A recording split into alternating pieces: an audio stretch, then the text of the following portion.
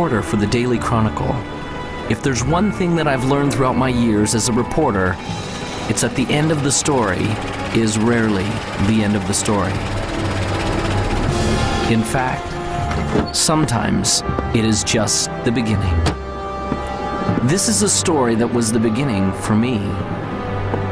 Although we only met for a brief moment and there was only one word exchanged between us, my life was changed forever. Hello, I'm the reporter from the Chronicle. Come in. Thank you. The interview was with Vincenzo Vivaldi, the world's foremost violinist and composer. I admit I didn't know much about him, but I had my questions at the ready. How did he become such a success? How did he create such a legacy? And what inspired him to learn the violin?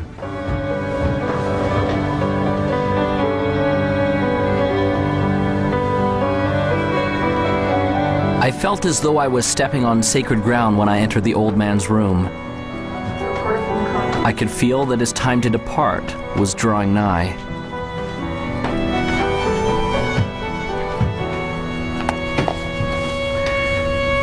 Thank you for seeing me, Mr. Vivaldi. For our readers, what would be the one key factor in achieving all of your great and grand accomplishments?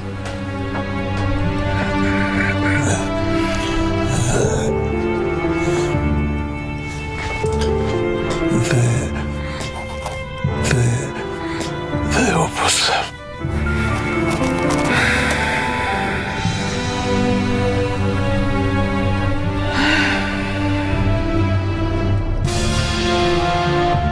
Those were the last words he ever spoke.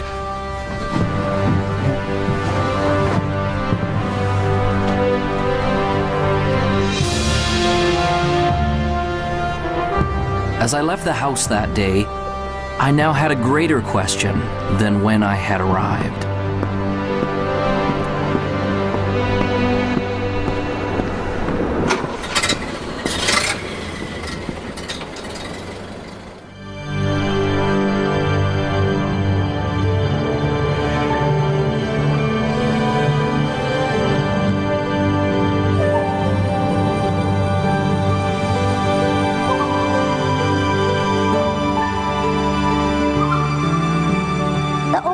Is a composer's greatest work, and the Opus is about us becoming the most amazing, magnificent, extraordinary human beings that we were meant to be. You and I are here to do magnificent and magnanimous things. You're here to create, and you're here to contribute, and you're here to connect at a high velocity. Everybody deep inside has a dream and a vision and a calling and an inspiration that they're here to do. Anyone can do this, and it almost sounds cliche. Everybody says, oh, you can be whatever you want to be, you just got to have the dream.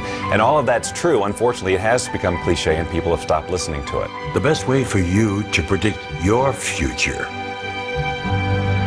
is to invent it. It's up to you.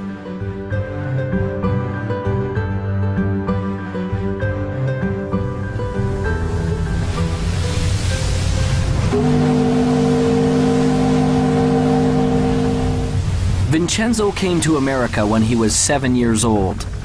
He came from the old country, Europe.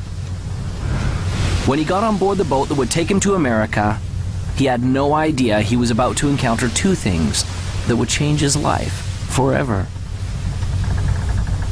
One was a new country. The other was a teacher and a violin.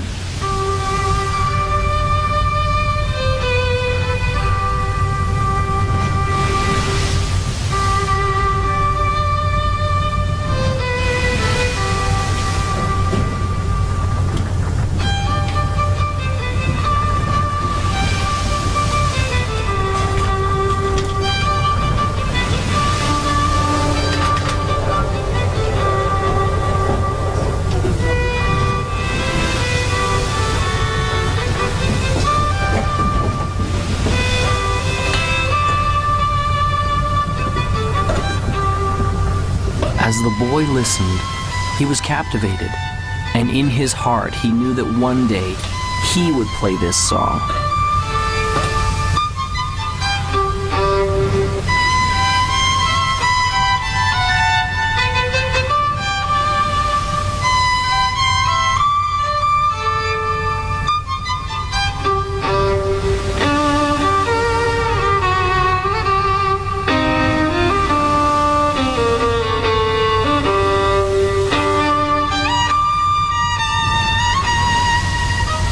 Vincenzo said that he wanted to play like that one day.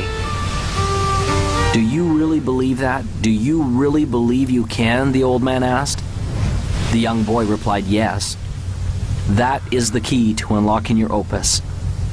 The old man smiled and told him that he had just begun on the road to becoming great.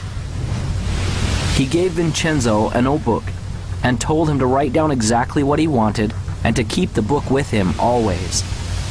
Vincenzo wrote that one day he would become one of the greatest violinists the world had ever known. The old man put his hand on the boy's shoulder. When you get there, don't stop.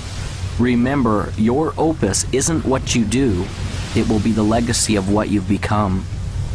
Vincenzo did not understand. The old master smiled and said, one day you will.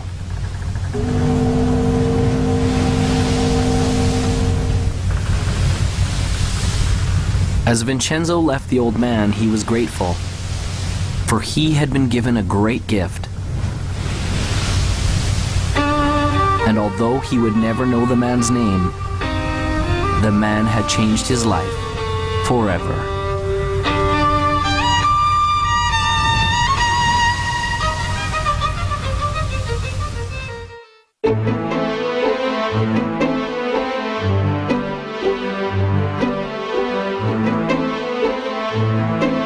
Vision is all about who you've decided to be, as if you had a magic wand that you could wave over your life, that you could actually be and do and have everything that's important to you, where you could be fulfilled and you could be in rich relationships and you could be abundant, attracting wealth and all the great things that we all want in life.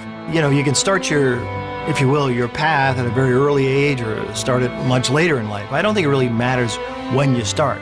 But I think what you should trying to be thinking about and looking for is something you just love to do. Something that really gives you energy. You've got a passion and that you feel you can commit yourself to. Some people get into vision and purpose and they make it so huge, or they think it has to be so big that they scare themselves and they almost freeze themselves. They don't come up with anything. Your vitality in life is directly proportionate to the vividness of your vision.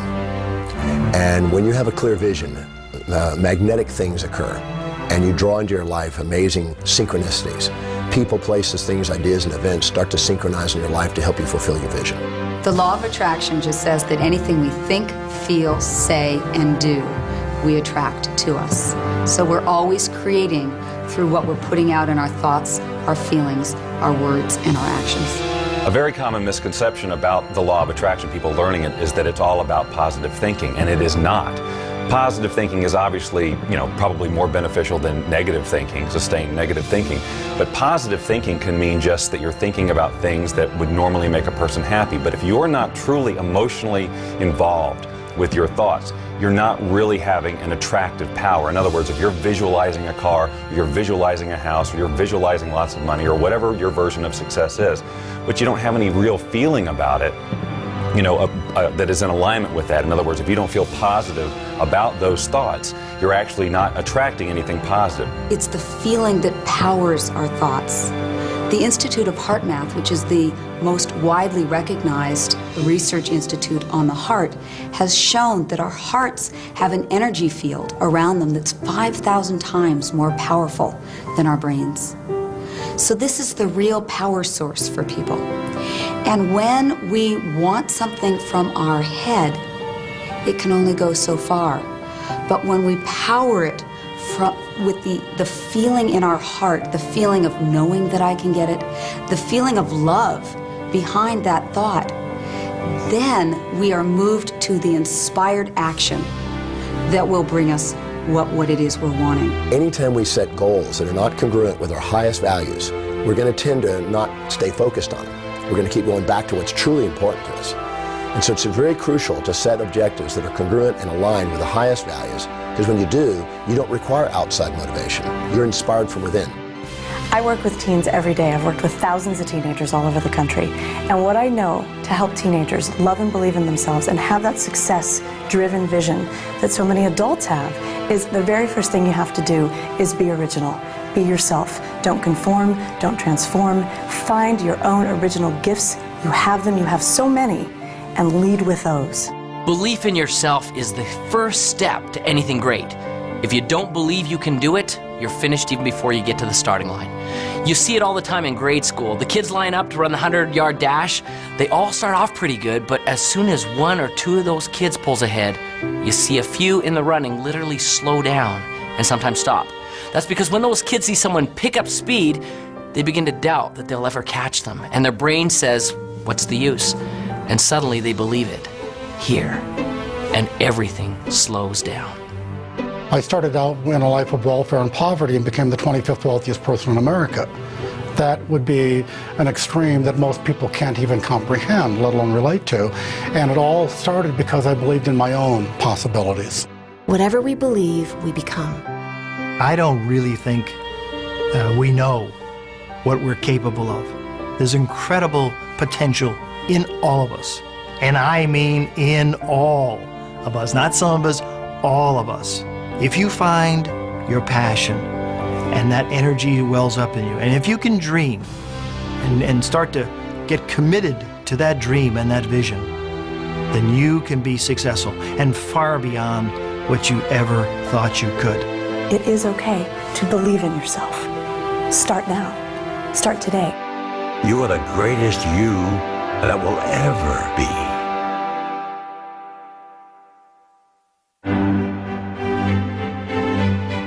Vincenzo had set a goal. He began to see it powerfully and perfectly. It became real.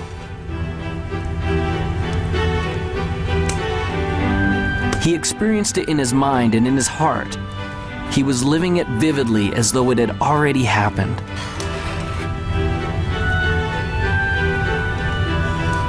This gave him the momentum to begin.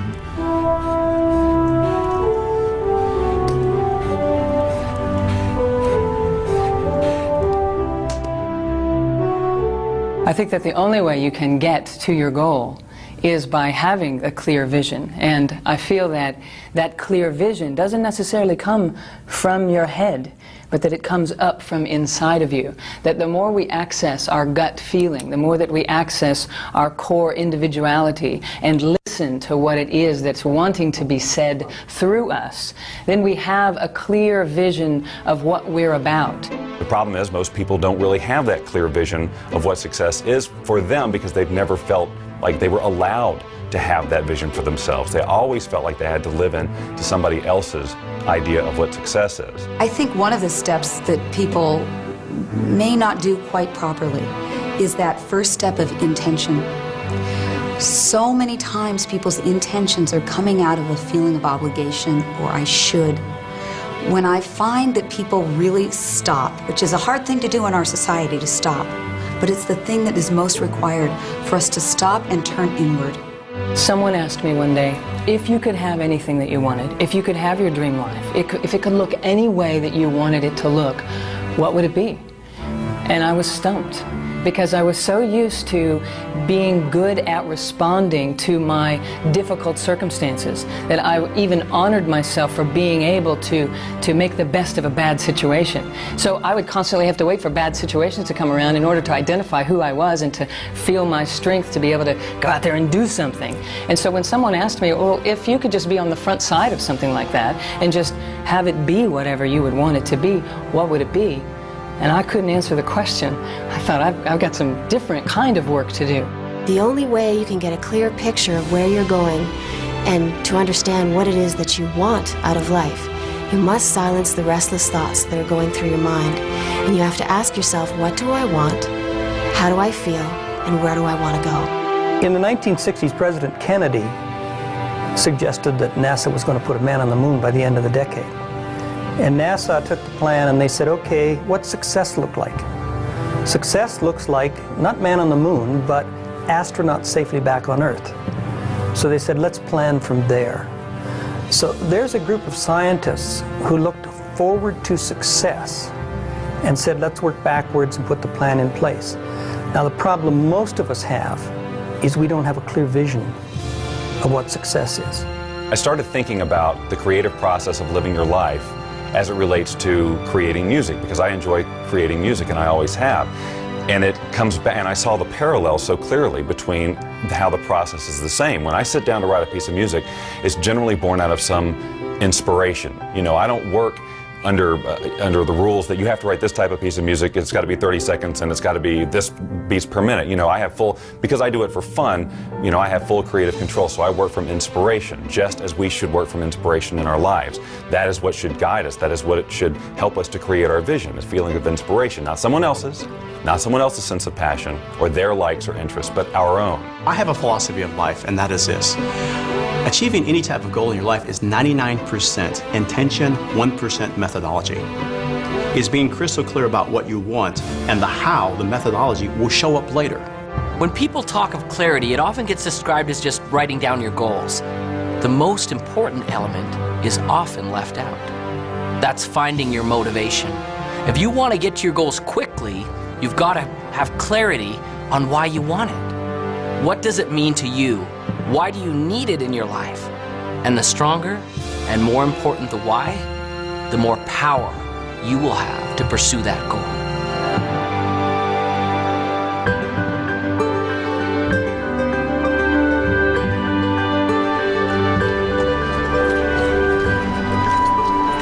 Finally, the opportunity came for Vincenzo to have his violin. The moment he saw it, he knew that he had to have it. A loving mother felt the same way.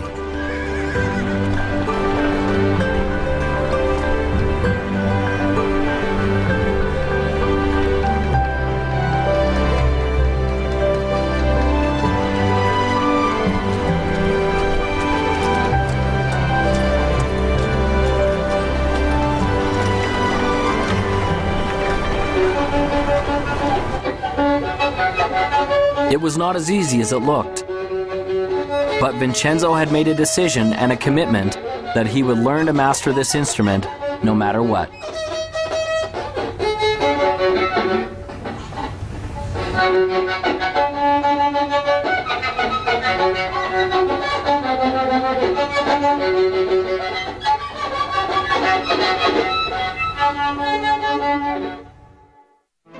Finding your clarity starts from first setting goals, not just thinking them, inking them, writing them down, having that vision board. Put those things on your board, the way you picture your life to be, the lifestyles you want. It's okay to brainstorm it. Start with an idea, I've always wanted to do this, and flesh it out. Really describe what you want your life to be.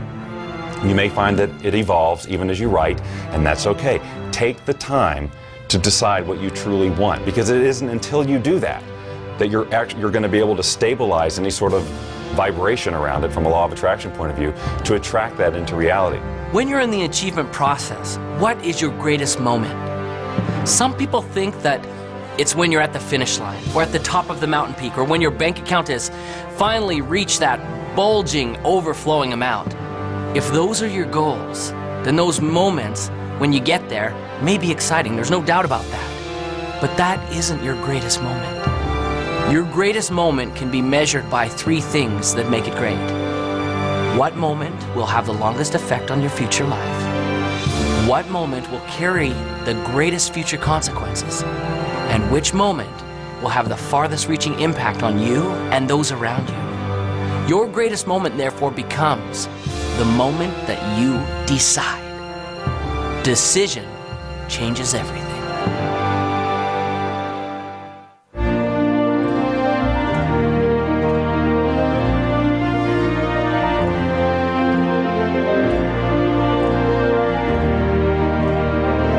As Vincenzo grew from a boy to a man, he never lost sight of the dream.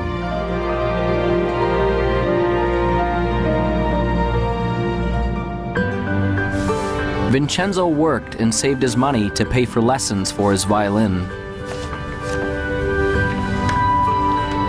He's doing it again. Thinking about everything except what he's supposed to be doing. There were those who told him that his dream was impossible, that it could never be achieved. Still believes he's going to be famous. Ladies and gentlemen, the famous, one and only, time-wasting, daydreaming, broom pusher.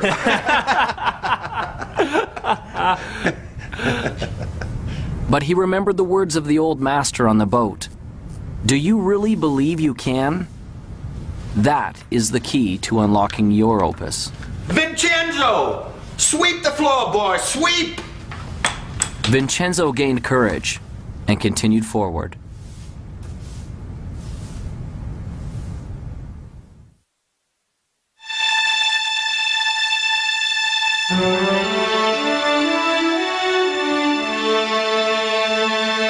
How do we get started? You just get started. Most people wait. They're waiting for their time. Wait till I know more. Wait till I do more. Wait till I learn more. Wait till my time is right. Your time is now. So just get started. You can't sit on the couch and eat potato chips and expect things to happen. You visualize and you materialize, yes, but you must act. A mediocre plan today is far better than a perfect plan tomorrow, because tomorrow never comes. We all know that New Year's resolutions last 30 days or 3 weeks or 3 days or for some people 3 hours. And that's a result of this great commitment. And what I want people to do is to step back and, interestingly enough, to essentially dial it down. Focus on what you can do, not what you could do. If you can't get the big picture, start with the small stuff. A decision isn't something you take lightly. It isn't a wish or simply saying, I'd like to. There will be no power in it until you say with clarity, I will do it, and attach that commitment to some action. What will you do to get things started? I'm a big believer in planning. Partly because my first career was in the television industry. And if you don't plan a program, you're asking for a disaster. And that's not to say that you set a plan down that's absolutely rigid, but you put a plan down that you can then change and adjust as you need to when you're going through the production. Same thing with the writing of the music. I start with an end in mind in terms of how I want to feel, but I don't have every note already written in my head. That's what makes this process so fun and creative, because the minute you feel like you have to go here because that's where you said you were going to go in the first place, the song has to sound like this because that was my original vision, you cut off all sorts of possibility. You don't have to know everything before you get started. Top achievers never have all the answers, and they also don't wait for all the answers to come until they get started. They just get started. They don't let questions paralyze them. They understand how to face the unknown and have the courage to do new things without all the answers. They know that the answers will come, and they adjust their course with each step forward that they take. Most of the answers come in the action, not in the calculating. You've got to learn that too. When you're up against the unknown, remember this phrase. Top achievers are not perfectionists. They're improvisers. Get started. It's hard to start. It's scary. And I know I've seen in my own life that some people they're just waiting for everything to be perfect. There is no perfect time. You never have a perfect plan. But you need to move forward. If you're convinced and you're passionate, it will develop. Have some faith. It can happen. It will happen. You got to stay positive, but you got to keep moving forward. And you got to keep moving forward knowing you don't have all the answers. I wanted to be a fighter pilot my entire life, but back in 1986, there was an experience which pretty much dashed my hopes up against the rocks. Back in 1986, the movie Top Gun came out, and you'd think that would be a source of motivation for me, but really what it was everybody else at that point now wanted to do the same thing that I wanted to do. Everyone wanted to become a fighter pilot because they all wanted to be just like Maverick. And what I knew back then was I was a pretty average guy. I knew that the people who were ahead of me were smarter, faster, they were stronger, and I thought, man, I'm not going to be able to do this anymore because all these people now want to do what I want to do. You know, we're being honest here, so I'll just tell you, I failed kindergarten. And I don't know if you know what it takes to pass kindergarten, but you basically need to be able to stack blocks and not eat glue, okay? That's pretty much about it. So I failed kindergarten. I know that I'm a pretty average guy, okay? And I look at all these people who are ahead of me and I'm thinking, man, there's no way I'm going to be able to make it. But you know, I followed through with my dreams and I pressed on. And what I realized through that experience was that I may have been in the 5th percentile on the bottom, but the 95% of the people who were above me never took any action. Often people have a great idea and they get excited about it and they go, wow, I'm gonna go do this. But you know something? They don't do it. They think about it, they get excited about it, maybe for an hour, maybe for a day, maybe even for a week or a month, but it dies. They don't take action. They're really not committed. They're really not passionate for it. It's like a passing idea.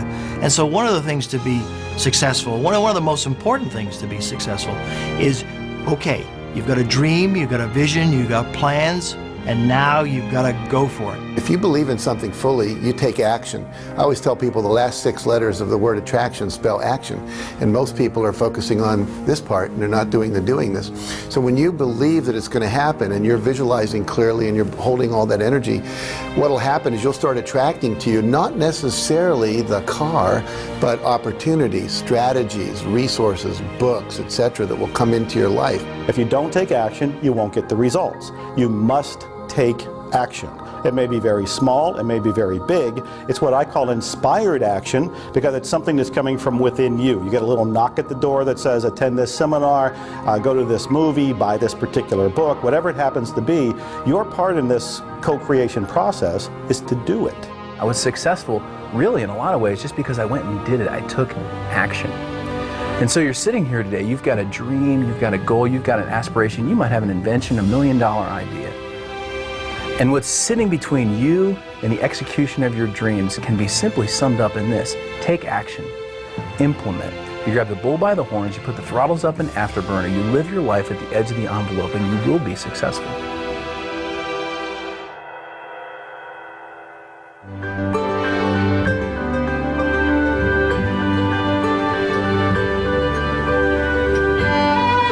Vincenzo continued seeking additional understanding and education wherever he could, surrounding himself with other masters who could help him find his gift and develop his passion. This required effort and work.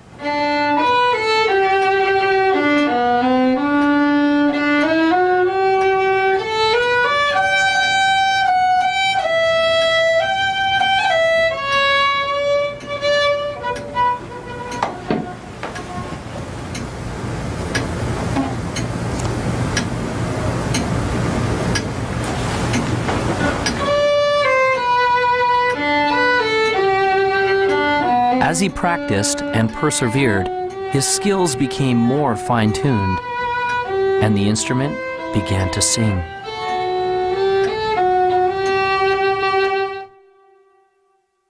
Whatever you want to do, whether you're an athlete, whether you're in business, whether you're a pilot, if you want to be successful, there are heroes, there are masters, there are people who have been successful before you who will be willing to teach you how to get where you want to be. You don't need to fly solo in this life. If you have any goal that you want to achieve in your life, the first thing I would invite you to do is surround yourself with people who believe in what you do. And sometimes those people, they're not your family, they're not your friends, they're not your coworkers. You actually have to create that. You have to create your own, what I call your own mastermind, your own board of directors of people who will support you. My adage is that if I'm ever in a room with 5 people, I want to be the dumbest one in the room. I don't want to be the smartest guy in the room. I want to be the dumbest one in the room. If I'm the smartest guy in the room, then I'm not listening to anybody. Then I think I already know it. Then I think they're not capable of teaching, training, sharing, or giving me anything of value. But if I think I'm the dumbest one in the room, then all 4 of them are brighter than I am. And I can learn from any one of them. And what that causes me to do is to shut up and sit down and get a chance to learn, because most of us are talking so much, we aren't listening. I like the idea of modeling other people's success up until the point where you reach something that, hey, this isn't me. It's not me to model this guy like that. Because if you try, it will not work. You'll send out this really weird field of resistance and things will not work for you, no matter how successful that other person is. So I model lots of people, but not one particular person. I will look for things that they do and then say, I can incorporate that into my plan for sure. This guy over here, no, not so much. This is where I leave him and go to somebody else.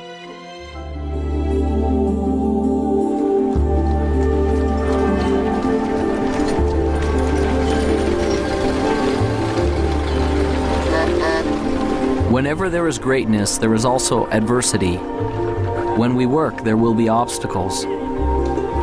Vincenzo's obstacle came when he turned 17. One day, as he was walking to his teacher's to practice his violin, he found that his vision began to blur. Soon, there were great dark spots appearing before his eyes. And one day, he woke up totally blind. He could not see. This proved to be a big adversity.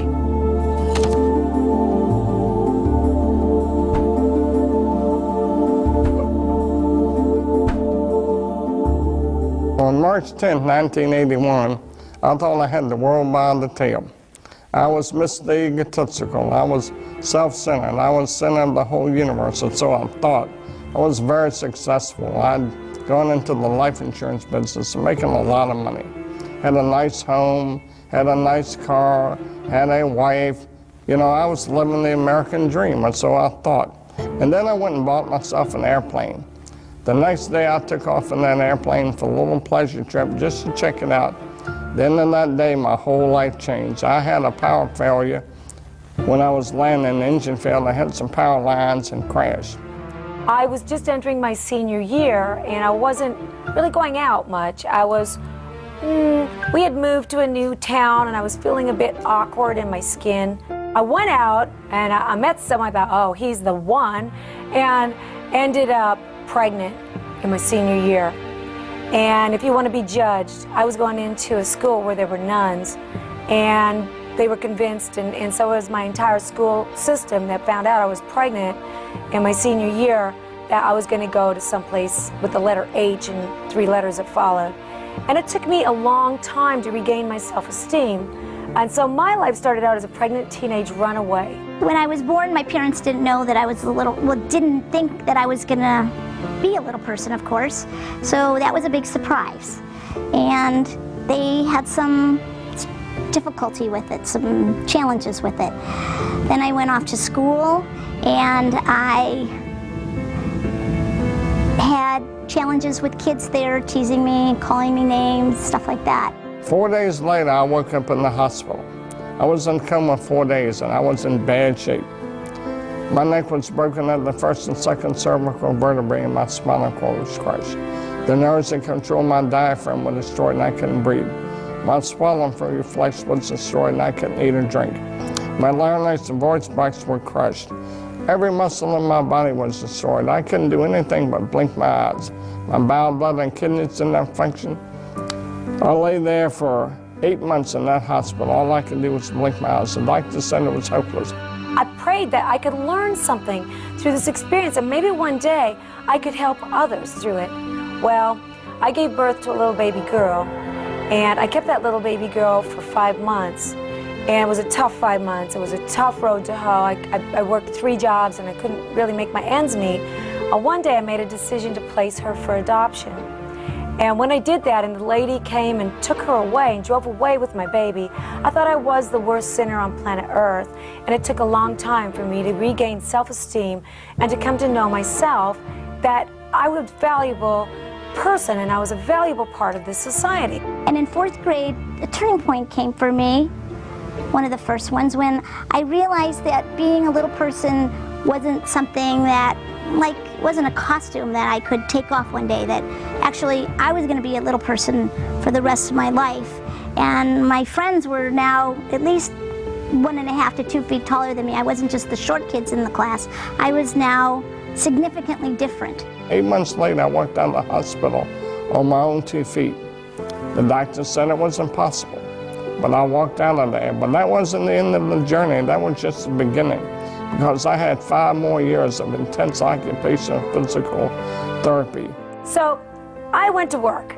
And when I went to work, I decided I was going to make something of myself. And maybe one day I'd see that little girl again, and maybe I'd be able to be an example, a living example of something wonderful.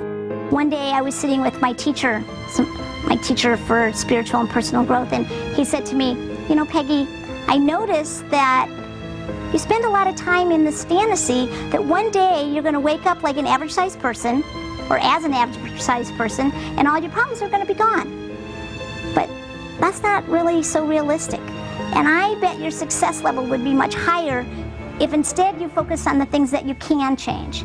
The things like your attitude, your beliefs, your connection to spirit, all those kinds of things.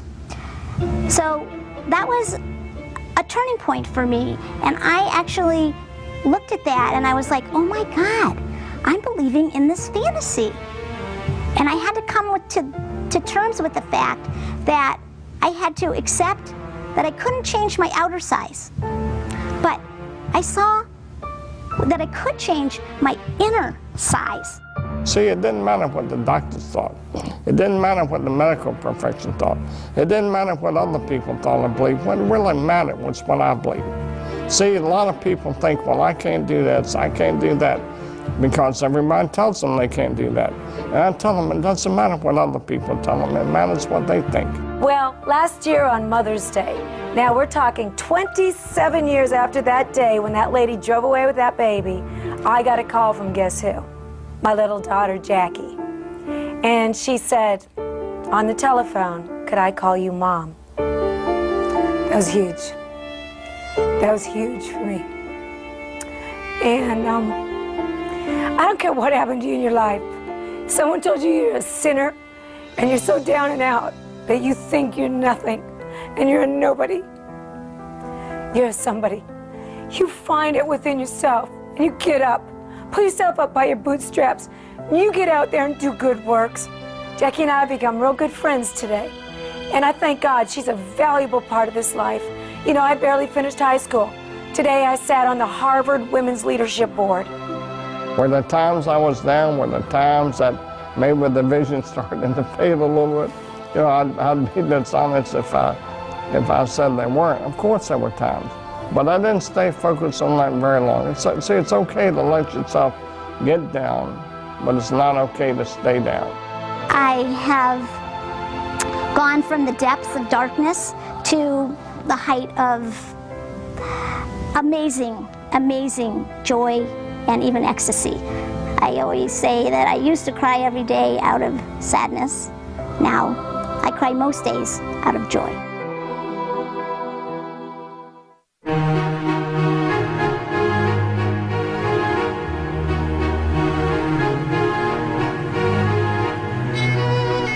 Vincenzo continued to practice his instrument.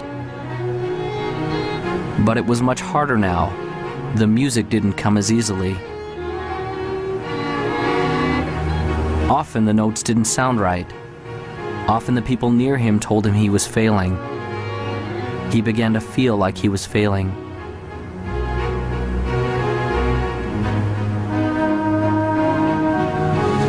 I can't.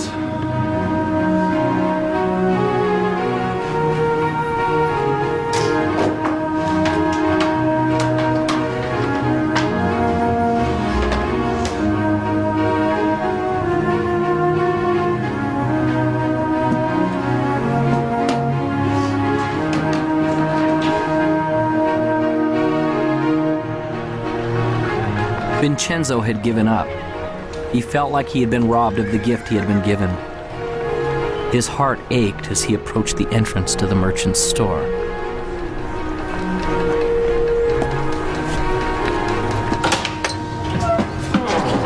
Hi, Vincenzo. A surprise. What brings you here today? I'd like to sell my violin. Those were the most painful words that he had ever spoke. Are you certain about that? Well, let's have a look, shall we?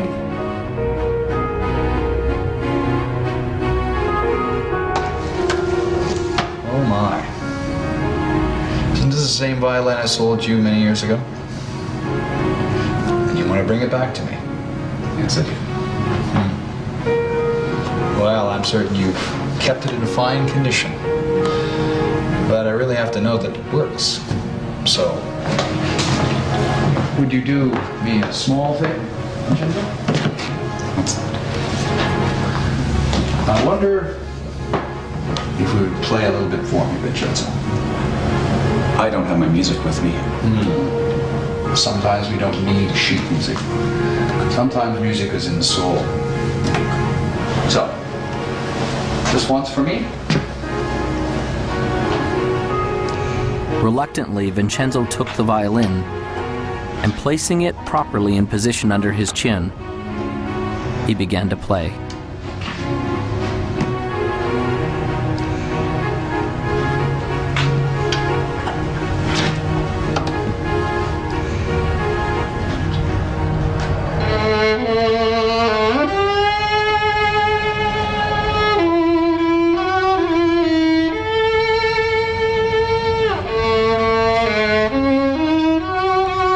He began playing slowly at first, until his heart began to play the notes.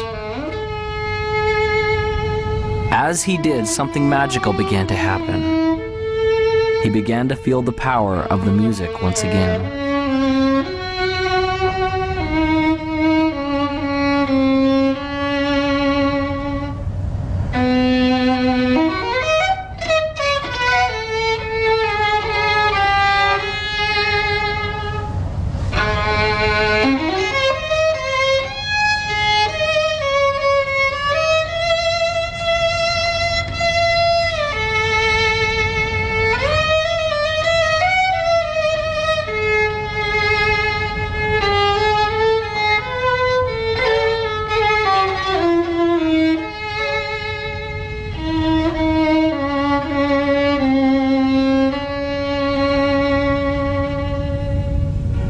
When he had finished, a change had taken place, and there was hope.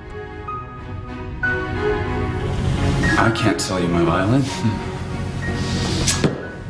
I thought as not. You keep the violin, Vincenzo, and play, all right?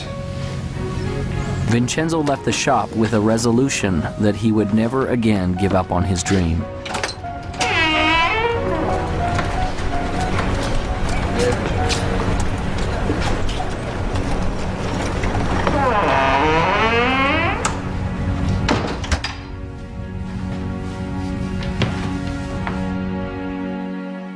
Everybody experiences failure, and if you haven't, it's just because you haven't done anything new.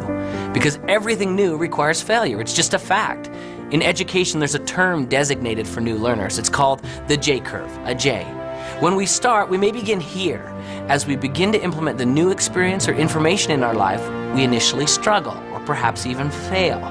But as we learn the lessons from our failure and are persistent, we become competent and very successful with our new lessons or experience. And as we get competent, things go up dramatically. That's a J-curve. Most things in life come to us that way. So as we encounter feelings of frustration, we need to understand that it's normal, and we will get through it if we persevere. There was a software executive who made a huge error, costing the company millions of dollars. And this is a true story. Millions of dollars at this one mistake or one failure he had made. So he went in, he was called in to see the chairman and the CEO. And of course he brought his resignation letter, and he handed it to the chairman, and the chairman said, what are you doing? We just spent millions of dollars educating you. You can't leave us now. Now, not every employer is going to be that compassionate, but the universe is. Every one of us gets rejected, and what you and I need to do as individuals is reject rejection. Make yourself rejection-proof. When Jack and I started Chicken Soup, we spent 3 years writing it, and then we tried to sell it. We went to New York with a great agent, and 33 publishers all said, hit the road, Jack. And then we went to the BEA, Book Expo of America, and we went booth to booth to booth to booth, and 144 people, sum totally, said, buzz off, you guys, that's sappy little stories. They're never going to sell. They're too nice. The secret word that every winner knows is called NEXT, next. You're going to meet obstacles. You're going to see adversity. It's going to happen to you. I guarantee it. So what gets you through it? It's your passion, it's your energy, it's your commitment to this game plan. And wow, it can be very, very exciting. I have never met a successful person who hasn't failed. Never. Not in the course of my lifetime, not in the course of my reading, not in the course of my studying, not in the course of mankind. Have I ever met a successful person who hasn't failed? Now, the difference between successful people and people who are unsuccessful, because we all will fail, is successful people learn how to deal with failures. They learn how to accept it and embrace it and understand it and learn from it. And it doesn't become a negative to them. It becomes a learning. It becomes an education. It's a tuition they paid for the education they got. You get a challenge or something you think is a setback. It's only a setback in your initial perception, and only when you don't stop and look at how it could serve you.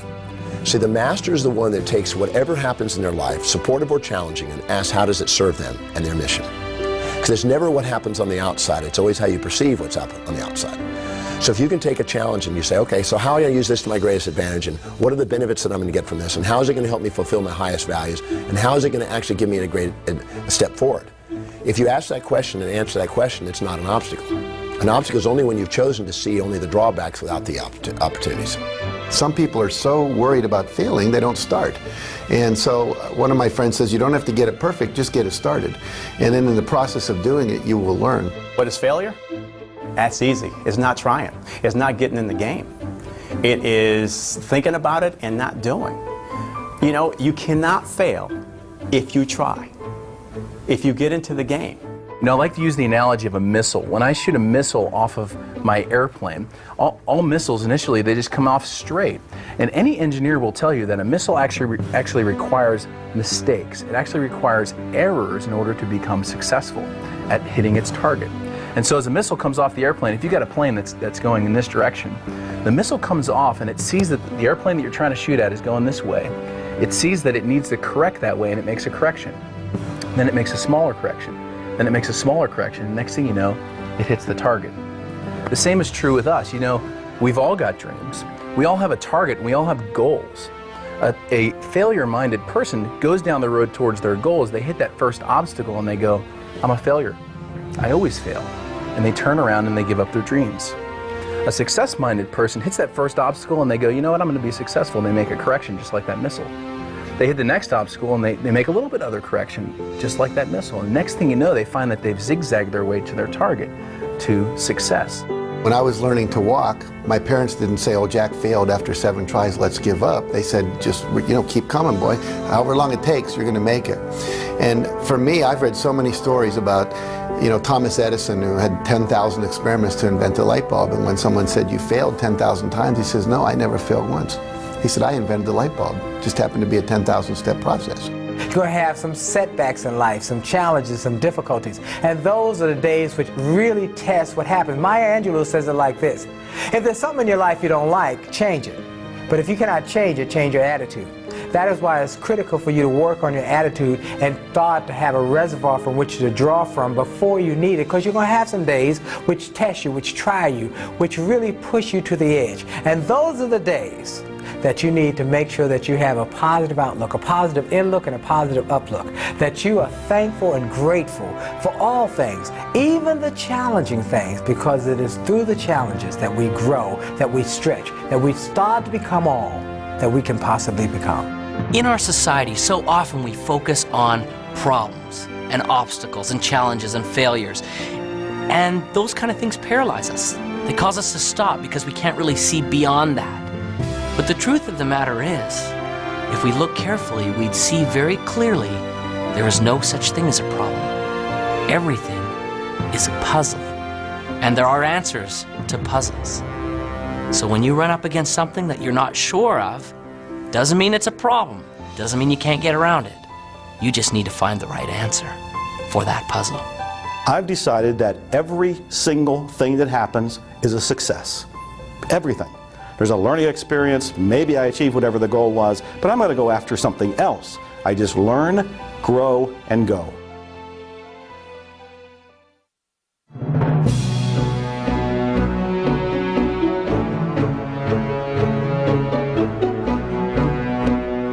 Once you reach a goal, whatever that is, or achieve a vision, and it may have evolved and it may be very different than when you first set out, you are basking only momentarily in that sense of accomplishment. You can enjoy it. Doesn't have to be a letdown, but what you'll find is that you've naturally expanded who you are, who you can be, and you'll have another vision that's even bigger.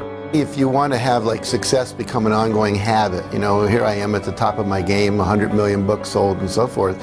For me, it was never about selling books. It was always about making a difference. You can't stop making a difference. You know, making a difference is something that continues forever. It's the little things that you do on a daily basis that get that momentum ball turning.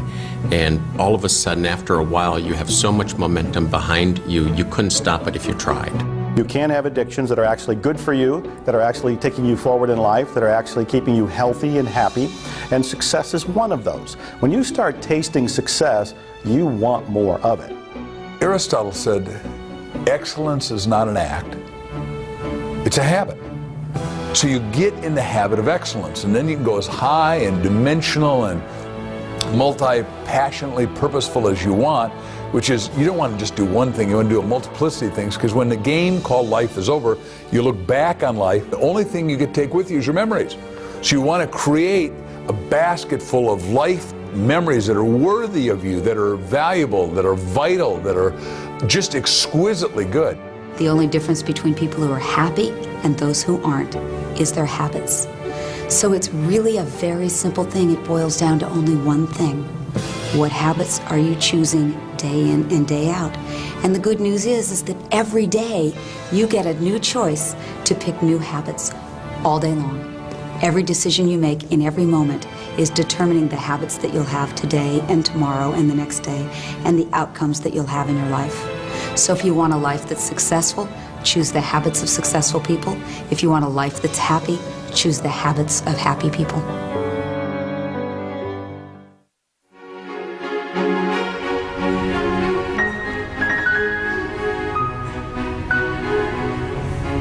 Well, thank you all for coming tonight. It's a pleasure to know you're out there. We're going to be playing at Peach. Slowly, Vincenzo was offered opportunities to perform his music at local venues. Although these locations were not ultimately where Vincenzo wanted to be, he poured his heart into each of these performances. Each of them was a step in the right direction, and he let his passion shine through from the beginning.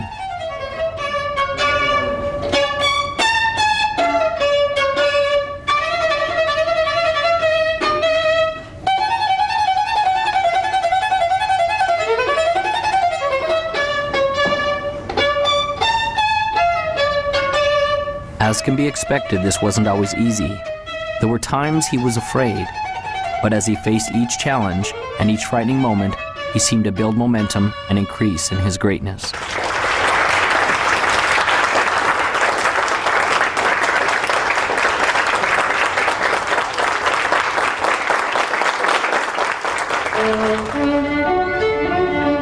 Vincenzo gained a reputation as a passionate musician, and his gift grew.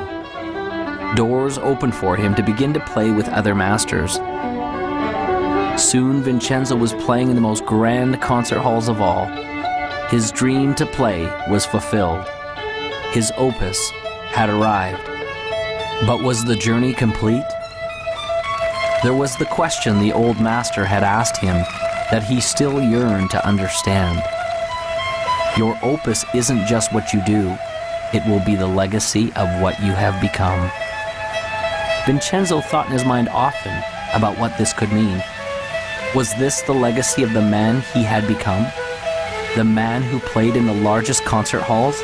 The man who commanded the respect of the other musicians? The man who composed and wrote the grand symphonies?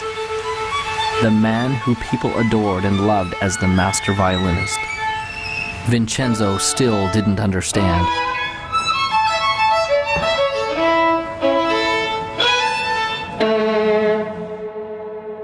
I think we have in our own DNA, sort of this need, if you will, of assisting others and helping them move forward towards their own goals or vision. And some of the greatest rewards in my life have been watching the success of others that I have been associated with. Henry James said that nothing of the senses will ever satisfy the soul. The only thing that satisfies the soul is gratitude and love. And when you have gratitude and love, whatever you're grateful for, whatever you love, you get more to be grateful for and you get to have more love. And so the second you achieve something, you're automatically yearning inside and called inside to ever greater achievements. We're all here for what purpose? we're here to give, we're here to interact, we're here to create, we're here to love and to support, and those are all giving things. Most of the successful people that I know have a basic fundamental philosophical foundation that says giving back is the key to success. A friend of mine asked me recently, he said, what's the purpose of the universe? Now, no one had ever asked me that. You know, life purpose, corporate purpose, all that. What's the purpose of the universe? And I went back to my physics and I thought, well, what is the universe doing? It's expanding. Ever since the Big Bang, it's expanding. I said, well, is it to expand? And he said, absolutely. And he said, anything you do that helps people, corporations, countries expand, you're in alignment with the universe. And when you're in alignment with the universe, the universe will support you. It'll give you the resources you need. Anytime you cause contraction, you cause conflict, then you're against what the universe is about. When we feel expanded, it's the universe's message of saying we're on course. When we feel contracted, it's the universe's message saying that we're off course. So as we're moving along, we always move towards that which is making us feel expanded. Service, there is no higher purpose. It's all about giving back. When you focus on giving, you receive, and that's how the law of attraction works. Ultimately, what we contribute is a reflection of who we are inside. And the more we contribute back to the world around us, makes us more inside. Think of your happiest moments. Got it? I'm confident that it will have very little to do with accumulating wealth, and it certainly wasn't a moment where you were alone in your room watching TV. I'd be willing to bet that it was a moment where you did something for someone that they could not do for themselves, or when you helped someone realize a dream, or you shared a little of you, the real you. And in the end, isn't that what life is all about? It's never about what you had. It's about what you did and the difference you made while you were here.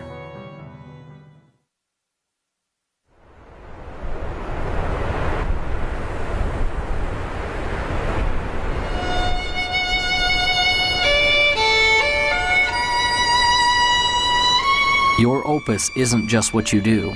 It will be the legacy of what you have become. Vincenzo still didn't understand. Then the lesson came as he was playing his violin in the park alone.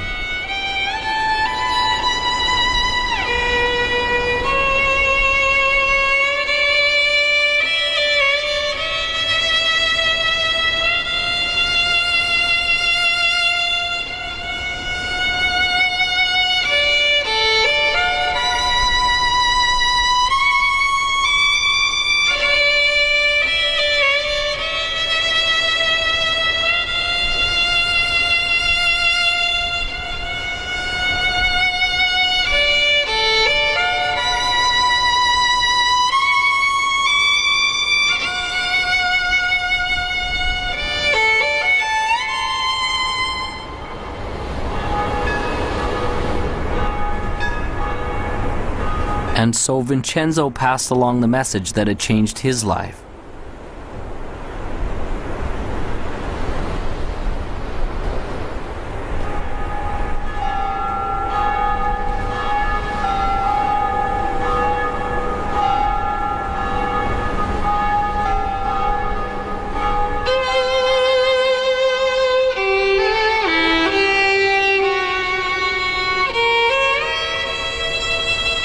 As the boy walked away in the snow, Vincenzo finally understood. It was almost as if the voice of his old friend, the master, came to him. Remember, your opus isn't just what you do. It will be the legacy of what you have become. Imagine, if you would, a hot summer day in the year 1944. Campus, Morehouse College. Dr. Benjamin Mays, the president of the college, sits at his desk. There's a knock at the door. He says, "Come in." He sees the door swing open and a man and a teenager are in the doorway. He runs to grab the hand of the man, Martin Luther King Sr., Daddy King. Daddy King steps in and says, "Dr. Mays, I'm not going to take a lot of your time. I just came to introduce you to my son, Marty." We call him ML. His real name is Martin Luther King Jr. He's 15. He's going to college here in the fall. Very bright boy. But he's missing something, and I need a big favor. No, I don't need tuition that's bigger than that. No, I don't need room and board that's more critical than that. I came to ask you, would you teach my son how to dream? Please teach my boy how to dream. And Dr. Mays gave young Marty a piece and said, young man, read this piece every day and it'll change your life. And he read it and it changed his life. And I got hold of it and I started reading it and it changed my life. It's so profound yet so simple. It simply reads, it must be borne in mind that the tragedy of life does not lie in not reaching your goals. No, no, no. The tragedy lies in not having a goal to reach for. It is not a calamity to die with your dreams unfulfilled, but it is a calamity not to dream. It is not a disaster to be unable to capture your ideals, but it is a disaster to have no ideals to capture. It is not a disgrace not to reach the stars, but it is a disgrace to have no stars to reach for. Not failure, but low aim is sin. You've got to dream big dreams, impossible dreams, dreams that will make a difference, leave a legacy, and a dream that will be your opus, your reason for coming to this planet. I truly believe that all of us are very special. We all have some unique, different, wonderful qualities. We shouldn't compare ourselves to others and say, well, they're so much better. We need to find our own special gifts. And as you find those gifts and you become passionate about those gifts, you move towards those gifts and take action. So if you've been watching the Opus, the time is now to take action. No more praying, no more wishing, no more hoping that great things will happen to you. Move forward, take action, become successful. We are all creating our own opus. We will all leave that legacy. You come to the end of your life knowing that you have lived from the inspiration of your heart and that you've lived a life of love and of joy and of happiness. Because I tell you, you can achieve success in life and that doesn't guarantee happiness. We have to come from love and from that inspiration of why am I here, and you'll be happy and you'll be successful. You know in your heart that you want to do something. It might be open a business, it might be open a service, it might be write a book, it might be do any number of things. It's unique to you, but you haven't done it yet. You now have the beginning of some motivation. Your heart is pumping a little faster. The sweat is on your brow because you are excited about this. I want you to take action. I want you to go out there and do something. I want you to dare something worthy. I want to be able to say at the end of my life, did I do everything I could with everything I was given? I want to be able to say absolutely. So it's never done. As long as you're green, you're growing. As soon as you're ripe, and you're rot. The joy in your life, the passion in your life, and the success in your life will come when you're brave enough to say, this is me, and then go be that person. Most people tiptoe through life hoping they make it safely to death. And life is more than that. It's more than just tiptoeing from the time you're born to the time you die, making it from day to day. It's much more than that.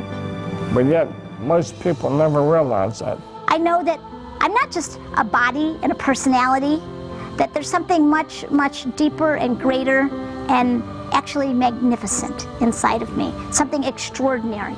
And the more that I live from that place, the more that I'm able to see inside of other people that they're extraordinary, that they're awesome, that they're amazing.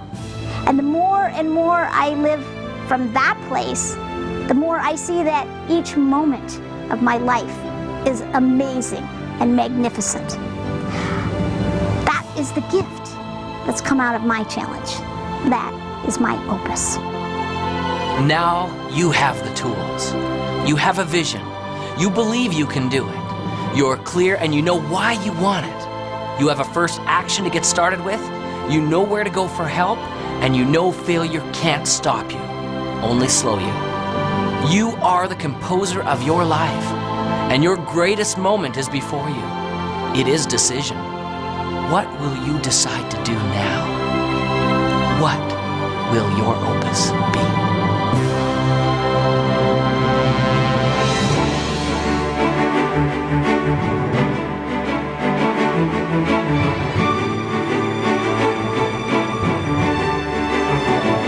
Your opus isn't just what you do, it will be the legacy of what you've become. One of God's greatest requirements with lasting success is to teach the man who possesses it, to teach him about himself, and to allow him to contribute what he has been blessed with back to the world. Vincenzo's music was a great gift to all who heard it, but the true gift was in the legacy that he created in another. This was truly his opus.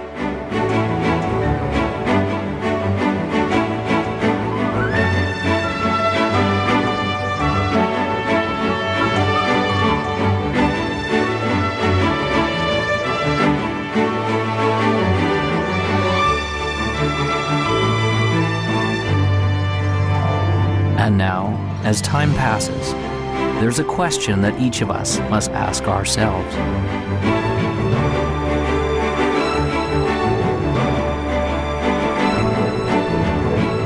What will your opus be?